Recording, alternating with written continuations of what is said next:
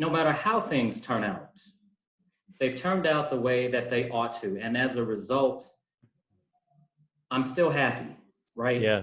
You know, Bob said something earlier where, you know, we're not trying to be the examples because we're human.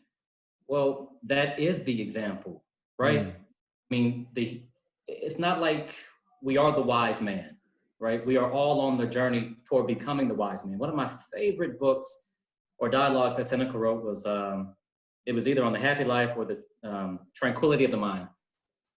He says that, I think the antagonist is questioning him like, well, you know, why are your plates nicer than they need to be? And why is your house fancier? Why does your wife wear the cost of a rich man's house in her ears? And Seneca says, because I am not a wise man. And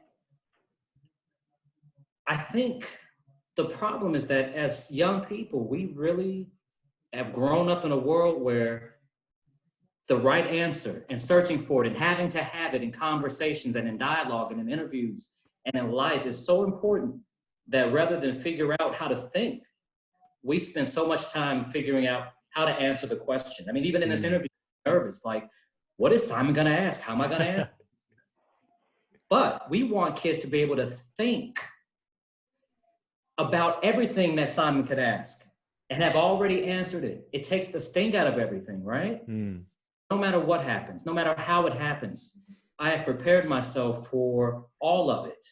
And so I'm not going to be bothered by my iPhone being stolen because that's what happens. Thieves exist, right?